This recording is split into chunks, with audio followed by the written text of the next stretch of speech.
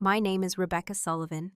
I'm in my late 30s, and for most of my adult life, I've been known as the steady one, the reliable wife, the woman who keeps things moving quietly in the background.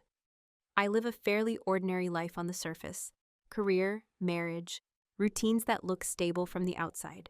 If you passed me on the street, you probably wouldn't look twice. Most people don't. That's kind of the point. People usually underestimate me. They mistake calm for compliance, silence for softness. They assume that because I don't raise my voice, I don't notice what's happening around me. I've always let them believe that. Not out of strategy, at least not at first, but because I genuinely believed that loyalty, patience, and commitment would eventually be met with the same respect in return. This story isn't about rage. It isn't about revenge. And it definitely isn't about humiliating anyone. It's about truth, slow, uncomfortable truth, and what happens when you finally stop arguing with what you can no longer ignore. For a long time, I was loyal to a marriage that wasn't loyal to me, and commitment went one way until the truth surfaced. What you're about to hear is the emotional journey of how that realization formed. Not all at once, not in a dramatic explosion, but in quiet increments. Small moments, subtle shifts, things other people might dismiss or explain away. I didn't. I remembered them. This is a story about being useful but unseen, about being trusted with responsibility but not with honesty, about how love can slowly turn transactional without anyone ever announcing that the rules have changed. You won't hear shouting matches here, no slammed doors, no villains twirling, or sudden miracles that fix everything overnight. What you will hear is how awareness grows when denial finally runs out, how silence, when chosen consciously, becomes something very different from weakness, and how clarity can be more powerful than confrontation. I'm telling this story not because I want sympathy, and not because I need validation. I'm telling it because I know there are people listening who have felt that quiet imbalance, the sense that they are holding something together alone while being told everything is fine. People who were taught that endurance equals virtue, and that asking for more makes you difficult. This is not a warning story. It's a witnessing story. A record of what happens when you stop trying to be understood by someone who benefits from misunderstanding you. I'll be honest, I'll be measured, and I'll leave the dramatization where it belongs, outside this room. So before we begin properly, I want to ask you something gently, without judgment. Have you ever stayed loyal to something that slowly stopped being loyal to you? To most people in my life, I was the dependable constant, the one who remembered dates, handled logistics, and smoothed over discomfort before it became inconvenient. I was introduced as my wife Rebecca, usually followed by a comment about how organized I was, or how nothing ever seemed to fall apart when I was around. It sounded like praise. I accepted it as such. In our marriage, I was the stabilizer, the quiet center. If something needed doing, I did it. If something went wrong, I absorbed it. Not dramatically, just efficiently. I paid attention to the details most people skipped over: bills, schedules, emotional weather. I noticed moods before they were announced. I learned when to speak and when silence kept the peace. Over time, that silence became expected. I don't think anyone consciously decided I should be invisible. It happened the way dust settles, slowly, without ceremony. I became the person whose agreement was assumed, the one whose discomfort could be postponed. If I didn't immediately react, it meant I was fine. If I didn't complain, it meant I didn't mind. I was low maintenance. That label followed me everywhere. At dinners with friends, conversations flowed around me. I listened more than I spoke. When I did speak, it was usually to clarify something, add context, or make sure everyone else felt included. People appreciated that. They didn't necessarily notice me. At home, my husband trusted me completely, with responsibility, with follow-through, with carrying the invisible weight of our shared life. He trusted that I would handle things. What he didn't do, what I didn't fully understand at the time, was extend that same trust to honesty. I told myself that this was maturity, that not everything needed to be discussed, that partnership wasn't about constant emotional check-ins, but about reliability. I believed that being steady made me valuable. I believed that love showed up in consistency, not in words. So when decisions were made without me, I reframed them. When plans shifted, and I found out last, I told myself it wasn't intentional. When my needs were acknowledged vaguely and never addressed, I explained it away as timing. I wasn't sad, not exactly, I was functional. There's a particular loneliness that comes with being seen as capable. People assume you don't need support because you don't ask for it. And after a while, you stop asking. Not because you don't have needs, but because you learn they disrupt the role you've been assigned. I didn't see myself as a victim. I still don't. I was complicit in my own quiet erasure because it felt easier than risking conflict, easier than being labeled difficult, easier than questioning the structure I'd helped build. To them, I was the background stability. To myself, I was the one holding the map. And maps aren't admired, they're used. What no one seemed to realize, what I didn't articulate even internally yet, was that I was watching everything: patterns, inconsistencies, small shifts in language, energy that didn't match the explanations. I didn't react to these things. I stored them. Not out of suspicion, out of instinct. Because when you are underestimated long enough, you learn the value of observation. You learn that being overlooked gives you access. You hear things people don't guard. You notice what changes when they think nothing has. At that stage, I still believed loyalty was enough. If I remained consistent, everything else would stabilize around it. I believed the story I was living inside was mutual, even if uneven at times. I hadn't yet accepted that I was being loyal to something that no longer required my full humanity, only my function. That understanding came later. The first moment didn't announce itself as important. That's what makes it easy to dismiss in hindsight, and even easier to forgive in real time. There was no argument, no raised voice, just a quiet realization that landed, stayed for a second too long, and then waited patiently in the back of my mind. It happened on an ordinary evening, the kind that doesn't earn a place in memory unless something goes wrong. We were supposed to attend a small gathering, nothing formal, just friends and familiar faces. I had rearranged my schedule to make it work. Left work early, skipped a workout, rushed home. I remember standing in the doorway, shoes already on, coat in hand, when my husband looked up from his phone and said, almost casually, "Oh, I told them you couldn't make it. It's probably better this way." He didn't ask, he informed. The words themselves weren't cruel. They were efficient, delivered with the confidence of someone who assumes alignment. I remember nodding, saying something neutral, taking off my coat. From the outside, it looked like a compromise. Inside, something registered. I asked why, not defensively, just enough to understand. He shrugged and said it would have been awkward timing-wise, that he'd explain later, that it wasn't a big deal. So I told myself the same thing. This is where people often expect anger. But anger requires a sense of entitlement I hadn't allowed myself yet. Instead, I felt a subtle dislocation, like discovering a piece of furniture had been moved slightly while you weren't looking.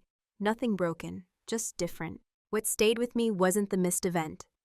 It was the ease with which the decision had been made without me. How natural it seemed, as if my presence was optional, but my flexibility was mandatory. Later that night, when he returned, he talked about the evening in broad strokes. Who was there? What was said? Nothing malicious, no guilt. Just a recap that assumed my interest without acknowledging my absence. I listened. I always did. I didn't bring it up again, not because I was afraid, but because I didn't yet know how to frame it without sounding dramatic, even to myself. It felt too small to claim, too subtle to justify discomfort. That's how the first cut works. It's shallow enough to rationalize, but precise enough to leave a mark. In the days that followed, I replayed it quietly, not obsessively, just enough to notice the pattern beneath it. The assumption, the unilateral choice, the absence of repair. No apology came, not even a casual one, and I realized something important then. He didn't think anything had gone wrong. That was the moment I understood the gap. Not in affection, but in awareness. I started noticing other small things after that. How were plans involving me discussed last? How my preferences were treated as flexible suggestions, while others' boundaries were considered fixed. How my emotional availability was constant but rarely reciprocated. Still, I stayed quiet, not out of fear, out of habit. I told myself this was what a long-term partnership looked like. That equality didn't mean symmetry, that someone had to be the adaptable one. And I was good at adapting. But a part of me, calm, observant, unpanicked, had started taking notes. I didn't confront him. I didn't change my behavior outwardly. I simply adjusted my internal posture. I began to listen more carefully, not just to words, but to what they revealed when left unexamined. That first small cut didn't hurt much, but it changed how I felt my own edges. It showed me where I ended, and where decisions were being made as if I didn't quite begin. Everyone else ignored it, I didn't. And once you notice something like that, you don't unnotice it. You just wait to see whether it was an exception or an introduction. After the first small cut, nothing dramatically changed. That's the part people misunderstand when they look back from the outside. There was no immediate fallout, no escalation that forced a reckoning. Life continued, smoothly even. And because it did, I learned to treat that moment as an anomaly, something that didn't require correction. That's how normalization begins. The next instances were minor enough to ignore on their own. A comment framed as humor that landed just off-center. A decision already finalized by the time I was informed. Plans that shifted without consultation, followed by explanations that arrived too late to matter. Each time I adjusted, I told myself I was being mature, that not every friction point deserved attention, that harmony mattered more than precision. I believed that pointing out every small imbalance would make me petty, or worse, difficult. So I refined my tolerance. I learned how to swallow reactions quickly, how to smile without agreeing, how to pause long enough that the disagreement dissolved into irrelevance. I became fluent in self-interruption. And because I handled it well, the behavior continued. Disrespect rarely announces itself with cruelty. More often, it hides behind familiarity. It borrows the language of comfort. It sounds like, "You don't mind, right?" asked after the decision is already made, or, "I figured you'd be okay with it," said with certainty, not curiosity.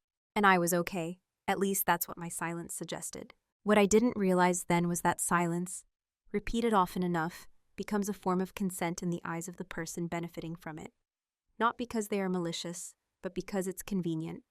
It simplifies things. It removes friction. I watched my role narrow subtly. I was no longer a participant in decisions. I was a support system for them. The difference is small in language, but vast in impact. One implies agency, the other implies availability. Friends began to reflect this dynamic back to me, though none of us named it. Invitations came through him. Information reached me secondhand. When opinions were shared, mine was often summarized rather than solicited. I didn't correct anyone. There's a quiet discipline that develops when you convince yourself that your discomfort is a character flaw to be managed rather than a signal to be examined. I had that discipline down to a science. I rationalized constantly. He's busy. I'm more flexible. It's not intentional. This is just how things are when one person takes the lead. I told myself that leadership and consideration were separate traits, and that love didn't require both at all times. Looking back, I can see how carefully I protected the story I wanted to believe. Because if I admitted that the dismissals were becoming routine, I would have had to ask a harder question. Why was my presence increasingly optional while my support remained essential? That question lingered quietly. I didn't answer it yet. Instead, I adapted further. I stopped volunteering opinions unless asked. I preemptively adjusted expectations. I learned to anticipate decisions and align myself with them before they were spoken aloud. Not because I agreed, but because resistance felt exhausting. From the outside, I looked agreeable, easygoing, strong. Inside, I was compartmentalizing. I wasn't angry. Anger would have required a sense of betrayal I hadn't named. What I felt was erosion, a slow wearing down of something that used to feel mutual. Still, I told myself this was normal.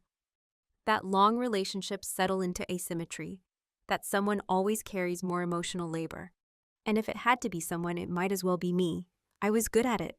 What I didn't yet understand was that by normalizing disrespect, I was teaching everyone around me how to treat me, including the person I had committed my life to. And once a pattern becomes normal, breaking it feels like a violation, even when it's necessary. At this stage, I wasn't planning anything. I wasn't strategizing an exit. I was still invested, still loyal, still hoping that awareness would return on its own, without me having to disrupt the structure. But something fundamental had shifted. I had stopped assuming good faith automatically, and started observing behavior without explanation attached. That's a quiet but dangerous transition, because once you stop explaining things away, you begin to see them clearly. And clarity, unlike anger, doesn't burn out quickly. It waits. It took longer than I cared to admit to understand that I wasn't just being overlooked. I was being relied upon in a very specific way. Not as an equal partner, but as a function, a role. One that came with expectations, but very few rights. Once I saw it, I couldn't unsee it. I was the reliable one. The fixer, the emotional buffer. The person who absorbed the inconvenience so others didn't have to feel it. When something needed to be managed discreetly, it landed with me. When tension needed smoothing, I was the one expected to do it quietly. No one ever said this out loud. Roles like this are never formally assigned.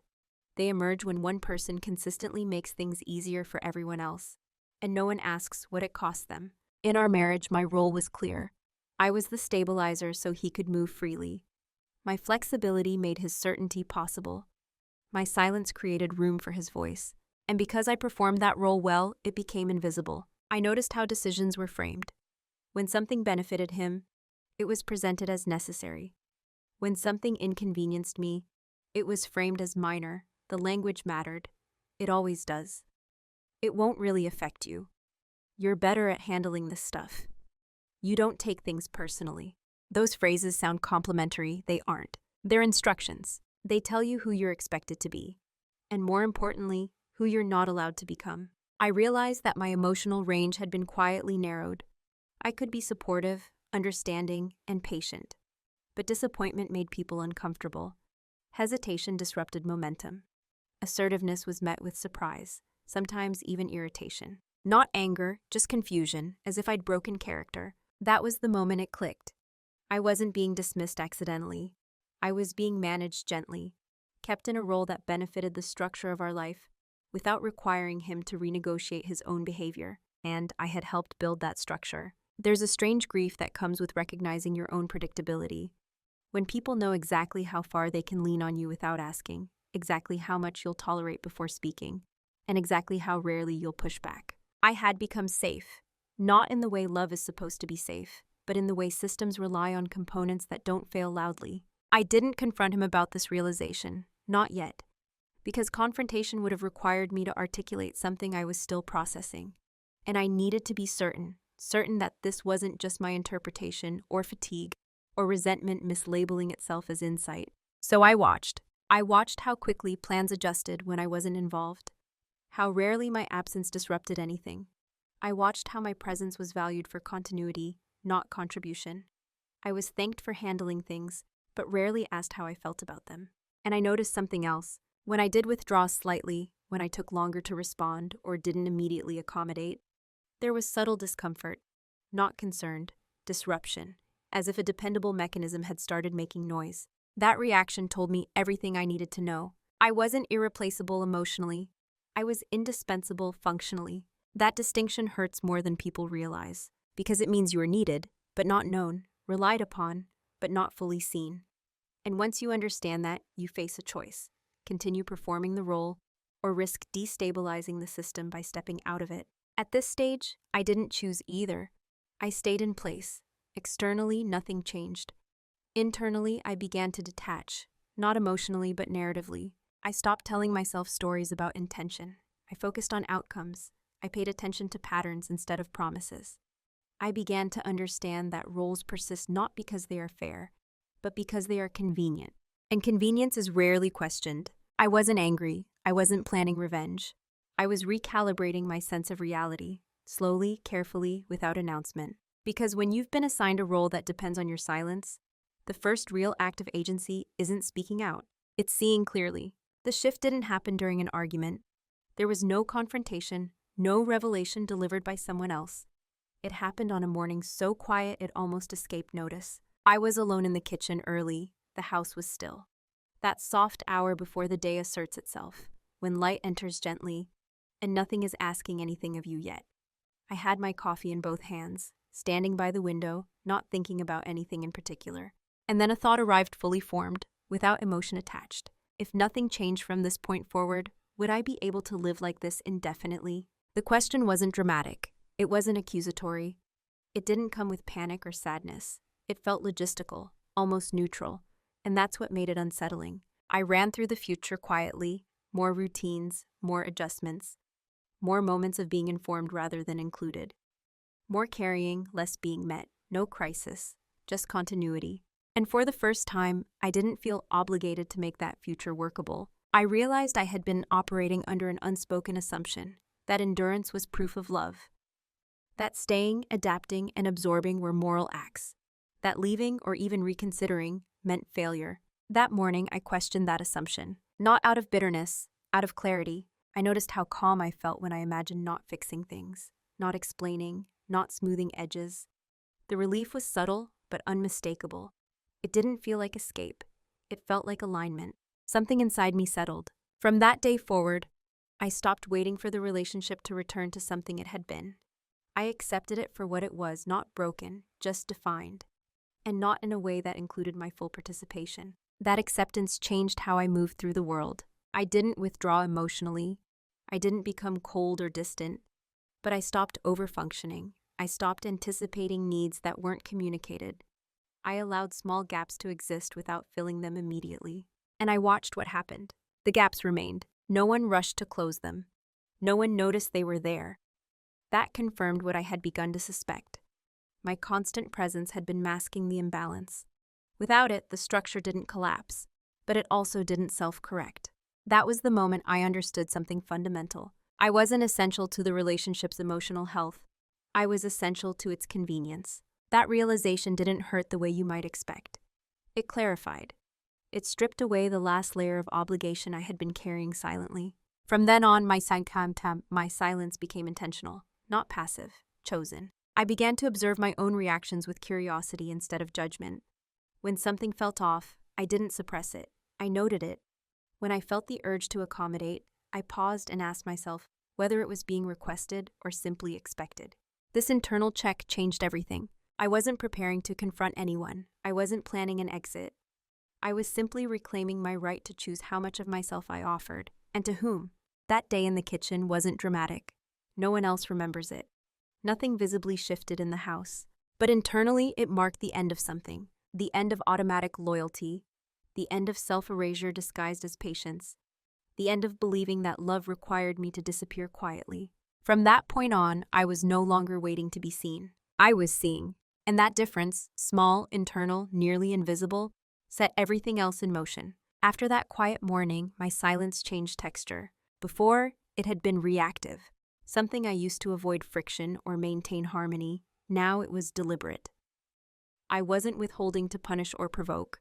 I was simply no longer volunteering myself to fill every space. And almost immediately, people misread it. They assumed I was tired or busy or distracted. Those explanations were comfortable. They allowed everyone else to continue as before, without adjusting their expectations. No one asked what had changed, because nothing appeared wrong. That was the advantage of being underestimated. I stopped clarifying things that hadn't been asked about. I stopped reminding. I stopped compensating for oversights that weren't mine. When plans were made without my input, I didn't rush to adapt. I observed the outcome. The silence created room, not externally, internally. I began to notice how often my contributions had been preemptive. How rarely were they requested explicitly, and how little follow-up occurred when I didn't step in. At first, this felt uncomfortable, not because I was doing something wrong, but because I was breaking a pattern I'd reinforced for years. I had trained people, including my husband, to expect my availability without negotiation. Now I was renegotiating quietly. He mistook it for compliance. There were moments when I could see it in his expression. A subtle assumption that everything was still handled, still stable, that whatever wasn't being discussed had already been managed. My calm demeanor reassured him. I didn't correct that impression, not out of deception, out of respect for my own process. I was gathering information not to build a case, but to understand the true shape of the relationship when I stopped propping it up. Silence gave me data, and data, unlike emotion, doesn't argue back. What I learned was sobering. The relationship functioned on inertia. It moved forward because I had always kept it aligned. When I stopped doing that work invisibly, the misalignment didn't cause alarm, it caused inconvenience. And inconvenience was often redirected back toward me. Subtle comments appeared. "You've been a bit distant. Is something wrong?" But the questions weren't followed by curiosity. They were checks, requests for reassurance that I was still in place. I responded neutrally, honestly, but minimally. I didn't accuse, I didn't explain, I didn't offer emotional labor as proof of goodwill, and still nothing changed. That told me something important. Awareness wasn't missing, incentive was. As long as my silence didn't create consequences, there was no reason for anyone else to examine it. And I was no longer interested in forcing recognition through emotional expression. I had learned that silence, when chosen consciously, shifts power, not because it withholds, but because it refuses to overfunction. Others often mistake this for weakness. They assume the quiet person is unsure, waiting, uncertain. But silence rooted in clarity has weight. It doesn't rush to be understood. It observes. I felt myself becoming steadier, not colder, just less reactive. Less invested in outcomes I couldn't control, more attuned to what I could. This wasn't about punishing anyone. It was about stepping back into myself. I began documenting things privately, not incidents, but patterns. Not accusations, but timelines. I didn't know yet why I was doing this, only that it felt necessary. I also began preparing internally for outcomes I had previously avoided imagining. Not leaving, not staying, just understanding what each would actually require. The silence gave me space to think without defending my thoughts. And in that space, something unexpected happened. I stopped feeling invisible, not because others suddenly saw me, but because I stopped disappearing to maintain equilibrium. That's the moment silence stops being absence and starts being presence. And once that happens, the balance begins to shift, whether anyone else notices or not. What they never noticed was how much ground I was covering quietly. From the outside, nothing had changed.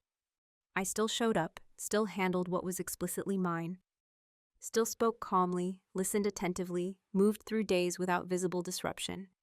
If anything, I seemed easier, less reactive, less demanding. That's what made it possible. People assume preparation looks like urgency, like secrecy, like sudden competence appearing out of nowhere. But real preparation, effective preparation, often looks like calm continuity. It blends into routine. It hides behind consistency. I didn't announce anything because there was nothing to announce yet. I started by paying closer attention to the practical details of our shared life. Not out of suspicion, but out of responsibility to myself. I reviewed finances more carefully. I traced patterns of spending and saving. I noted where my name appeared, and where it didn't. What surprised me wasn't what I found, but how little I had previously questioned it. I had trusted systems without fully understanding them, because trust had always been framed as virtue. Now I treated understanding as a form of respect. For myself, I updated my knowledge quietly. Laws, options, timelines. Not because I planned to act immediately, but because I refused to be uninformed any longer. Information has a way of dissolving fear when it's gathered patiently. I also started documenting interactions. Not emotionally, but factually. Dates, decisions, shifts. Not to build an argument, but to see the shape of reality without the fog of interpretation. When you remove narrative, patterns become obvious. I noticed how often commitments were implied but not stated, how frequently responsibility flowed in one direction, how rarely repair followed moments of dismissal. These weren't dramatic revelations, they were confirmations. At the same time, I began reclaiming parts of myself I had set aside. Not in rebellion, quietly. I revisited professional goals I'd paused, reconnected with skills I hadn't used recently. I strengthened areas of my life that didn't depend on anyone else's approval or participation. This wasn't an escape plan, it was grounding. What they never noticed was how my confidence was returning. Not outwardly, but internally. I wasn't seeking reassurance. I wasn't scanning for validation. I was building stability that didn't rely on being needed. And because I wasn't asking for anything, no one thought to ask what I was doing. There's a strange invisibility that comes with competence when it's not performative. When you don't announce your growth, people assume you're static. They think you're exactly where they left you. I let them believe that. I also noticed how often I had been managing other people's comfort at the expense of my own clarity. I stopped doing that, not abruptly, gradually. I allowed pauses in conversation. I let discomfort linger without resolving it. I stopped translating my thoughts into palatable versions. No one objected. They simply adjusted around me. That adjustment told me everything. If my growth didn't disrupt their comfort, it didn't register. And if it didn't register, it didn't require acknowledgement. This period wasn't lonely, but it was solitary. I was no longer sharing my inner world with someone who hadn't earned access to it. I was preserving it. And in that preservation, I felt stronger than I had in years. I didn't feel superior. I felt prepared. Prepared for honesty. Prepared for consequences. Prepared for outcomes I hadn't yet chosen. What they never noticed was that I had stopped needing them to notice. I wasn't building leverage out of spite. I was building it out of self-respect. Because leverage, at its core, isn't about power over someone else. It's about having options. And options change how you stand in a room, even when you say nothing. By the time this phase ended, I knew more than I ever had, not secrets, truths, about the structure of my life, about the limits of my relationship, about my own capacity to adapt without disappearing. I was no longer reacting. I was positioned. And the most dangerous thing about that kind of positioning is that it looks exactly like stillness, until the moment it isn't. The reveal didn't come with shock. There was no moment where I had to sit down or catch my breath. No surge of anger, no rush of triumph. When it finally arrived, it felt almost quiet, like the last piece of a puzzle clicking into place after you've already seen the picture. I was alone when I understood it fully. At my desk, late in the evening, papers spread out neatly. Notes I had taken weeks apart now sat side by side. Not accusations, not suspicions, just facts, aligned. And in that alignment, the truth became undeniable. Commitment in our marriage had become directional, not in intention perhaps, but in outcome. Responsibility, flexibility, emotional labor, and sacrifice moved primarily one way. Autonomy, discretion, and choice moved the other. I wasn't discovering infidelity in the dramatic sense people expect. This wasn't about a single betrayal that could be confronted and either forgiven or condemned. It was something quieter, and in many ways, more final. I was discovering that loyalty had been redefined without my consent. The marriage wasn't disloyal because of one act. It was disloyal because of a pattern where my presence was assumed, my consent implied, and my needs indefinitely deferred.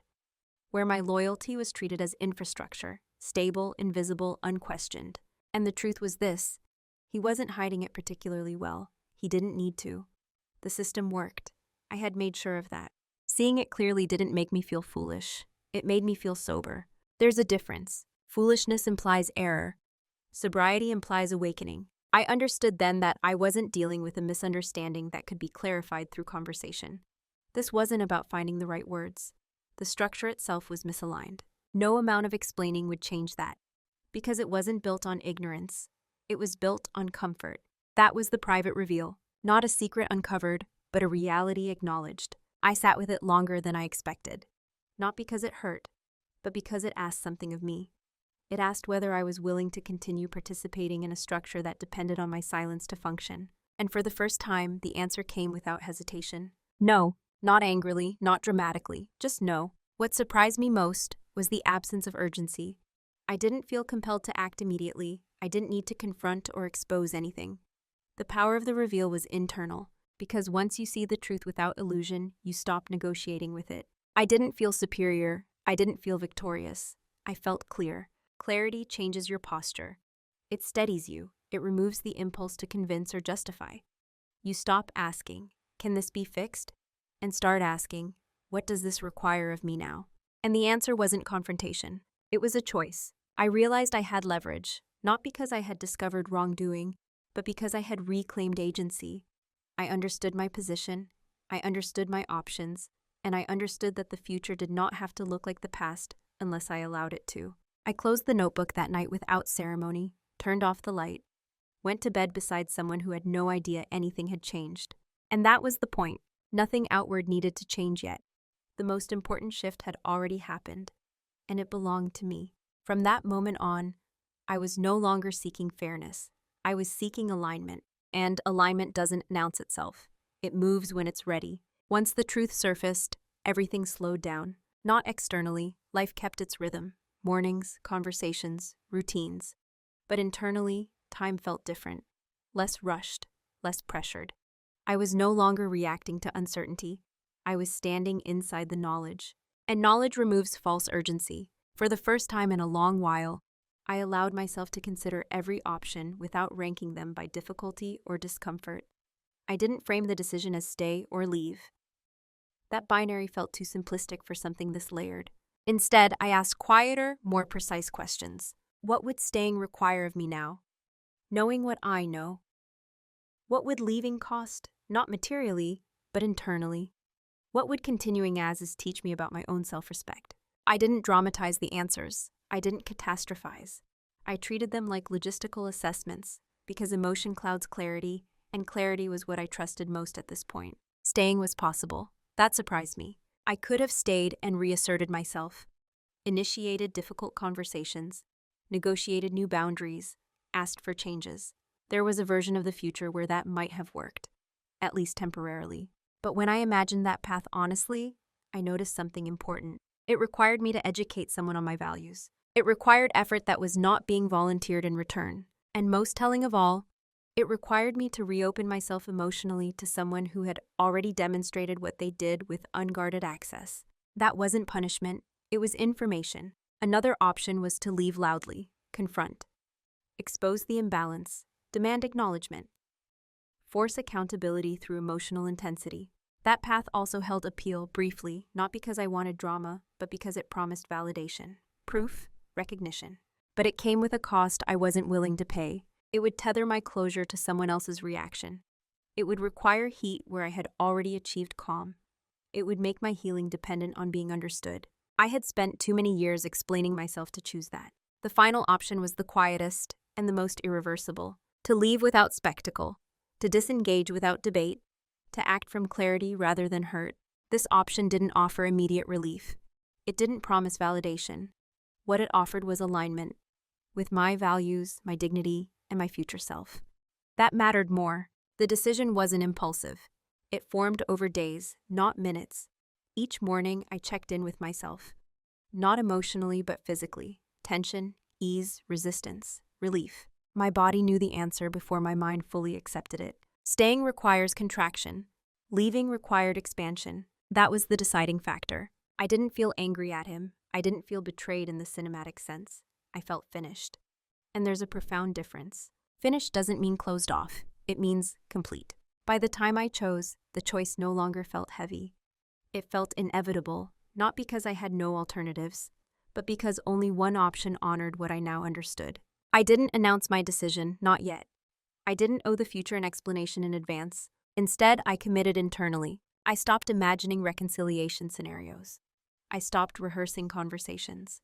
I stopped waiting for a sign. Once a decision is made quietly, it changes how you move. Every action becomes intentional. Every delay becomes strategic rather than hesitant. That was the moment the story stopped being about discovery and became about execution. Not in haste, not in secrecy and silence. Because the most irreversible decisions don't need witnesses. They need to resolve. And mine was steady. Once the decision was made, I didn't feel urgency. That surprises people when they hear this part. They expect momentum, bags packed, confrontations rehearsed, tension thick in the air. But urgency is what you feel when you're unsure. I wasn't. What followed was deliberate, quiet movement. I began with practical steps, small, unremarkable ones that didn't attract attention. I organized documents, updated records, ensured access where I needed it, and independence where I didn't yet have it. None of this was secretive, it was simply mine. I reviewed timelines, obligations, legal frameworks, not with fear, but with respect for reality. I wanted no surprises, no scrambling, no emotional decisions made under pressure. Silence made this possible. Outwardly, I was unchanged, calm, engaged, predictable. That consistency became camouflage. When you've always been reliable, no one questions your reliability. They don't look for shifts because they don't expect them. I didn't stop participating in daily life. I just stopped over-investing in it. I conserved energy. I redirected focus inward where it belonged. There were moments when I could have spoken, moments when honesty would have been justified, even expected. I chose not to, not because I was afraid, but because speaking prematurely would have forced a reaction before the structure was ready to hold it. I wasn't avoiding conflict, I was sequencing it. I also took care of myself in ways that had nothing to do with him. Re-establishing routines, strengthening professional stability, reclaiming a sense of authorship over my own time. These weren't escape mechanisms, they were foundations. People often think moving in silence is about deception. It isn't. It's about refusing to perform a transition for an audience that hasn't earned context. Nothing I did violated trust. I didn't manipulate or hide assets or create chaos. I simply prepared to stand on my own without relying on goodwill that had already proven conditional. That distinction mattered to me. There were days when I wondered if he sensed it, if something in my stillness registered as different. But if he did, he didn't ask, and I didn't offer. The relationship continued to function on inertia. That inertia was my proof. It confirmed that presence had been mistaken for consent all along. I moved carefully, but not cautiously. There's a difference. Caution is fear-based. Care is respect-based.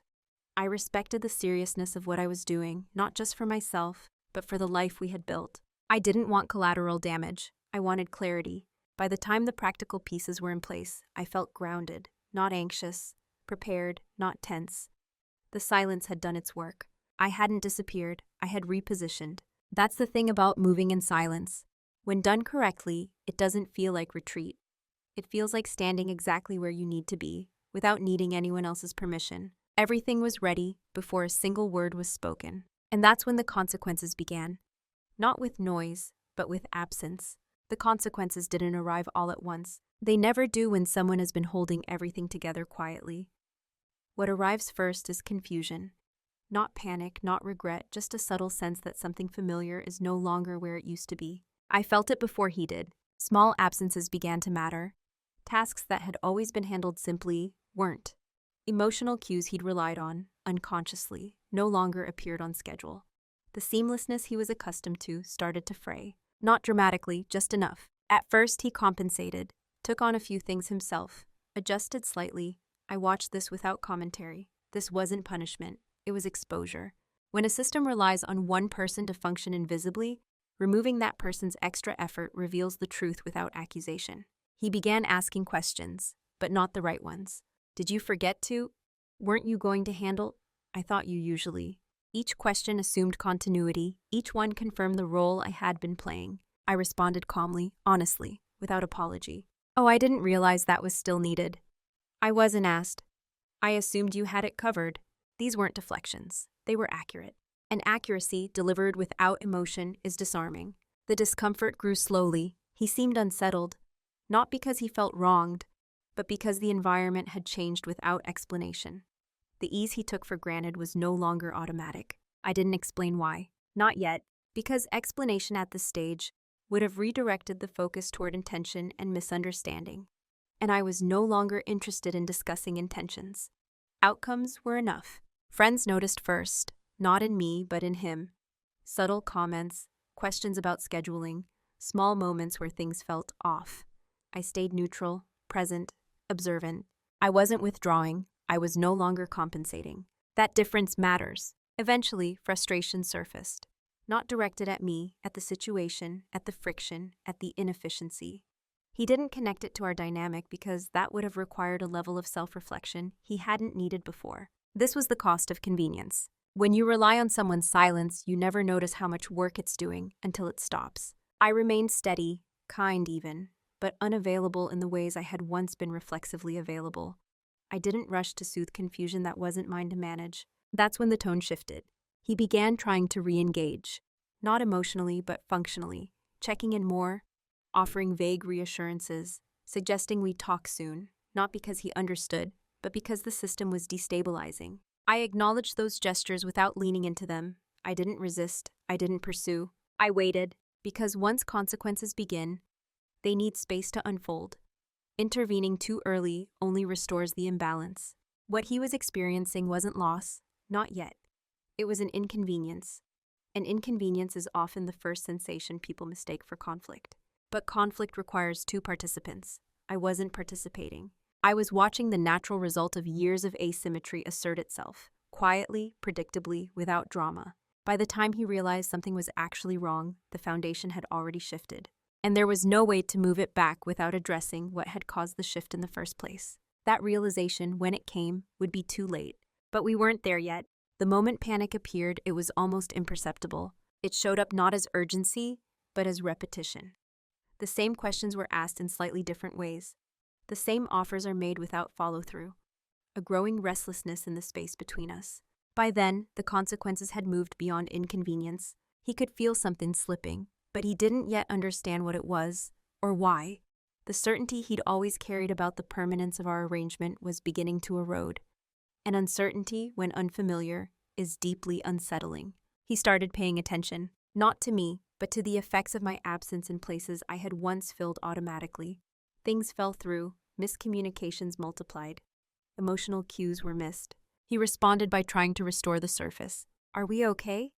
You've seemed different lately. We should really sit down and talk. The language had changed, but the structure hadn't. These weren't invitations to understand me. They were attempts to return to equilibrium without examining what had made it unstable. Repair without recognition. I didn't refuse the conversations. I simply didn't rush to have them, because timing matters. When someone only notices the imbalance after they lose the benefit of it, any attempt to fix things risks being transactional, and I needed to know whether he was capable of seeing beyond the inconvenience to the truth underneath it. As pressure built, so did confusion. He tried kindness, then logic, then mild frustration. Each approach assumed the problem was temporary, that whatever had shifted could be corrected with the right tone. But this wasn't a mood, it was a conclusion. There was a moment, I remember it clearly, when he said, "I don't know what's going on, but it feels like you've already decided something." He meant it as a question. It was a statement. I didn't confirm or deny it. I simply met his gaze and let the silence answer for me, not coldly, calmly. That was when he understood it was serious. Regret followed quickly, not for specific actions, but for outcomes. For taking stability for granted. For assuming availability equaled consent. For believing that silence meant satisfaction. But regret, when it arrives this late, doesn't rewind time. It only reveals what should have been noticed earlier. He wanted reassurance. I offered honesty instead. I told him I hadn't changed suddenly. I had stopped compensating. That the distance he felt wasn't new, it had just become visible. That the imbalance he was now struggling with was something I had been living with for years. He listened. For the first time, really listened. And still it wasn't enough, because understanding something intellectually doesn't undo the structure that allowed it to persist. And by the time he was ready to change, I had already changed in a way that couldn't be reversed. I wasn't angry, I wasn't closed off, I was complete. That's the part people don't expect. They assume the door is always open if apologies are sincere enough. But sincerity doesn't rebuild trust when the foundation was eroded slowly, without repair. I didn't need him to feel guilty, I needed alignment. And alignment can't be rushed once it's been deferred too long. By the time he asked what I wanted, I knew the answer, and so did he. The moment for fixing it had passed. Not because it was impossible, but because it no longer matched who I was. Some endings aren't explosive, they're final because they're quiet. And this one was already over long before either of us said it out loud. When the conversation finally happened, it didn't feel like a confrontation. There was no raised voice, no accusations, no emotional spillover that demanded immediate resolution. We sat across from each other in a familiar space, with the calm that only comes when a decision has already been made. That calm unsettled him more than anger ever could have. He started by apologizing, not defensively, but earnestly. He acknowledged that he'd taken things for granted, that he hadn't realized how much I'd been carrying, that he wished he'd noticed sooner. I listened, fully, because this wasn't about punishing him by withholding attention. It was about honoring the truth of where I was. When it was my turn to speak, I didn't list grievances. I didn't revisit old moments or try to prove anything. I spoke in generalities, not to be vague, but to be accurate. I told him that the relationship had become asymmetrical. Over time, my role had shifted from partner to support system. That my silence had been mistaken for agreement, and my endurance for contentment. I told him I didn't feel angry or betrayed. I felt done. That word landed heavily. Finished. Complete. No longer in motion toward repair. He asked if there was anything he could do now. Anything at all. The question was sincere. I paused before answering, not for effect, but because the answer mattered. I told him the truth. If the changes he was now willing to make had come earlier, before I had to step back to protect myself, I might have stayed, but they hadn't. And by the time he was ready to see me fully, I had already learned how to see myself without him. That wasn't the blame, it was timing. I explained that I didn't want a relationship built on repair after neglect, that I didn't want to be reintroduced to my own value through crisis. I wanted reciprocity that didn't require collapse to become visible. He nodded, slowly. There were moments of silence between us, not awkward ones, reflective ones, the kind that doesn't demand filling. We discussed logistics, practical matters, future arrangements. The tone remained steady throughout, respectful, measured. At one point he said, "I never meant to hurt you." I believed him, and still intent didn't change impact. I told him that I didn't think he was a bad person. I thought he had been comfortable in a structure that worked for him, and that comfort had cost me more than he realized. There was no argument against that. The conversation ended without closure in the cinematic sense. No grand statements, no promises, just mutual acknowledgement of reality. As we stood to leave the room, I felt something unexpected. Relief, not because the conversation was over, but because I had finally spoken from a place that didn't need anything in return. I wasn't seeking validation or understanding. I was expressing alignment. And alignment doesn't require agreement.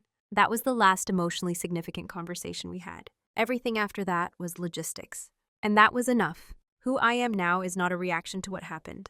That's important to say first because people often assume growth comes from rupture, that you become something new because you were hurt. But that isn't true for me. What happened didn't create this version of me. It revealed her. I live more quietly now, but with greater presence. My life is smaller in some ways, fewer obligations, fewer compromises. But it feels expansive internally. I no longer orient myself around anticipation. I don't scan rooms for what needs fixing. I don't measure my value by how seamless things feel for everyone else. I take up space without apology, not loudly, not performatively, just honestly. I trust my perceptions now. That's perhaps the biggest change. I no longer argue with myself when something feels off. I don't rationalize patterns that ask me to disappear. I take signals seriously, not as accusations, but as information. This hasn't made me cynical. If anything, it's made me more precise. I'm kinder with clearer boundaries, more open with less tolerance for asymmetry. I don't offer depth where there is no capacity to meet it. And that discernment has brought peace. I still believe in commitment. I still believe in loyalty. But I no longer believe they are virtues in isolation. They must be reciprocal to be ethical. Endurance alone is not love. Silence alone is not strength. I haven't replaced one identity with another. I haven't swung to an extreme. I've returned to balance. I'm no longer interested in being indispensable. I'm interested in being chosen, with awareness, not assumption. And if that choice isn't offered freely, I'm comfortable standing alone. There's no bitterness in this, truly. I don't need to rewrite the past to justify the present. I can hold complexity without needing villains. I understand now that people don't always fail us out of malice. Often, they fail us out of unexamined comfort. And while that understanding creates compassion, it doesn't require self-sacrifice. That distinction matters. My life today reflects that clarity. My work is more aligned. My relationships are simpler, but more mutual. I speak less, but when I do, I don't dilute myself. I no longer disappear to keep things running. And perhaps most importantly, I don't confuse being needed with being loved. That lesson didn't harden me, it grounded me. I am still calm, still observant, still patient. But I am no longer invisible, not even to myself. Who I am now is someone who knows that quiet doesn't mean small, and stillness doesn't mean stuck. It can mean settled. It can mean sovereign. And that's enough. If there is a moral to the story, it isn't about leaving or staying. It's about attention, about what we notice and what we eschew, about the stories we tell ourselves to make the imbalance feel tolerable, about how long we can confuse endurance with virtue before something inside us asks to be heard. I was loyal to a marriage that wasn't loyal to me, and commitment went one way until the truth surfaced, not in the form of betrayal that demands outrage, but in the quieter form that asks for honesty, the kind of truth that doesn't shatter things instantly, but slowly removes your ability to keep pretending. This story isn't an argument against patience or compromise or long-term partnership. Those things matter deeply, but only when they move in both directions. When loyalty becomes infrastructure rather than choice, it stops being love and starts being extraction. No one wakes up intending to disappear inside their own life.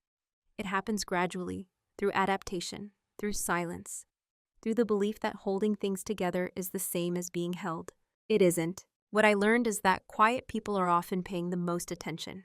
And when they stop explaining themselves, it's rarely impulsive.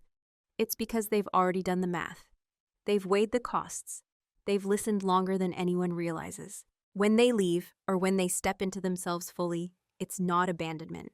It's alignment. If you recognize yourself anywhere in this story, I don't want you to rush to conclusions. I don't want you to dramatize your situation or compare timelines. Clarity doesn't demand speed. It demands honesty. Ask yourself one question, gently and without judgment. Am I being chosen or simply relied upon? The answer doesn't tell you what to do, but it tells you where you stand. And knowing where you stand is the beginning of agency. I didn't tell this story to position myself as strong or right. I told it because quiet stories often go unheard, and because there is power in naming experiences that don't fit neatly into outrage or forgiveness. Sometimes the bravest thing you do isn't confronting someone else. It's confronting the truth you've been carrying silently. If this resonated with you, I'd like to hear your perspective. Have you ever stayed loyal to something that slowly stopped being loyal to you? Or noticed the imbalance only after you stopped compensating for it? Share your thoughts in the comments, not to assign blame, but to witness each other clearly. That's often where healing actually begins.